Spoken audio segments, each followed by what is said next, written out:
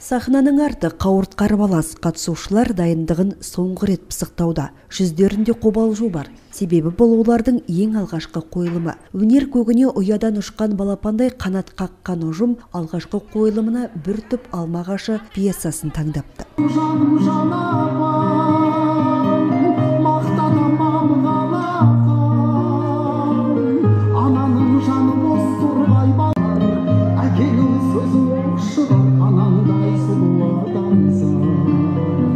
Әріптестерім қолдап, қала қолдап, бүкіл әкімшілік қолдап, білім орталығы қолдап, театр ашып жатқан жайымыз бар, халық театры. Сондықтан да бірінші қойып жатқан спектакліміз Әлімбек Оразымбеков деген үлкен драматург бар, режиссер. Сол ағамыздың бір топ алмағашын қойып жатырмыз. Халықлық толып, билет жоқ, ол бізді қуантады. Бізге айтатын жаңағы Екібастың халқы театральный емес, театрға бармайды деп. Неге біз билет сатып бастадық, 3 күнде билет жоқ болды. Өнер ұжымының өз театрымыз болса екен деген ұсынысы қолдау тапты. Көрдік, көзайым болдық. Ал қойылымның қоюшы режиссері Жүсіпбек Аймауытов атындағы Қазақ музыка драма театрының көркемдік жетекшісі Әділет Ақанов. Екібастұз қаласына театр керек. Алла қаласа, бұл дүние үлкен бастама деп сенем. Бұл ретте екібастық өнерпаздардың шеберлігі бөлек әңгіме екенін атап өткен жөн. Мәселен, өмірлік серігінен ерте айырылып, балаларын қанаттыға қақтырмай, жалғыз өзі өсірген дәметкен ананың рөлін сомдаған Тұмар вокалды аспапты ансамблінің жетекшісі Гүлбаршын Сабитова арбаға таңылған кенже ұлы мақсаттың кіршіксіз таза көңілін қаз қалпында жеткізе білген Нұрмағамбет Захан, күйбен тірліктің кесірінен ауылдағы қара шаңыраққа бір келуге уақыт таппаған, келе бір-бірін жатсынып кеткен мақсаттың аға әпкелерін сомдаған Бауырбек Бектеміров, Гүлжахан Мәртемірова, Балнұр Сапарғалиева сынды актерлердің әр қайсысы да өз образдарын барынша ашуға тырысты. Шамда мен алалайсыңды.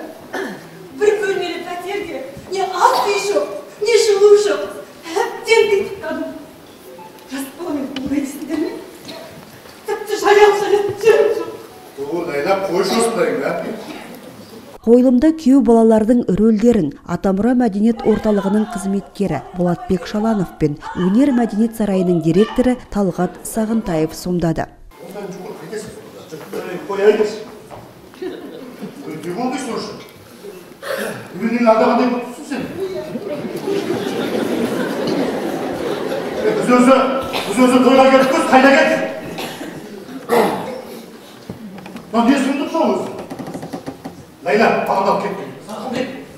Оқиға анасының туған күніне орай жайылған дастарханнан басталады. Сырттай 4 құбыласы теңдей көрінген ұл қыздары өздерінің басындағы кішігірім ауыртпашылықты жайып салып, бір-бірімен жаға жыртысады.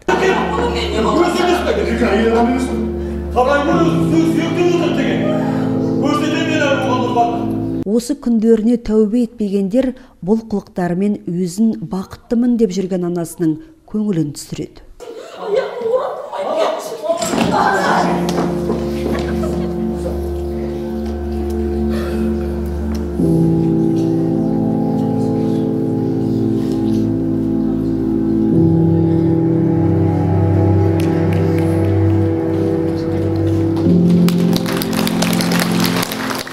Қойылым соңында көзі құрғақ көрермен таба алмайсыз. Драманы бірдемен тамашалаған халыққа қарап, әртістердің өз міндеттерін ойдағыдай орындағандарына, көпшілікті сендіре білгендеріне көз жеткізесің. Ең бастысы бұл спектакль арқылы адамдар туған бауырдың, туысқанның қадірін түсініп, отбасылық құндылықтан асқан еш нәрсе жоқ екенін, тамырынан нәр алмаған ағаштың бұтағы жарытып, жеміс бере алмайтыны жайлы ойланады.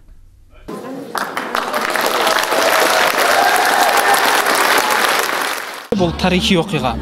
Себебі осы уақытқа дейін біз жаңа қоғам белсенділері бар, оның құрамында жаңағы Екібастұздың мәдениетке, өнерге деген жанашырлары бар. Қанша айтылып жүр, театр керек, өнер керек, спектакль керек. Онсыз жаңағы жастарды тәрбиелеу мүмкін емес деп. Бүгін өзімізде бір таза куә болдық. Халық театрға жиналады, халық келеді. Қандай аншлаг болғанын көрдіңіздер.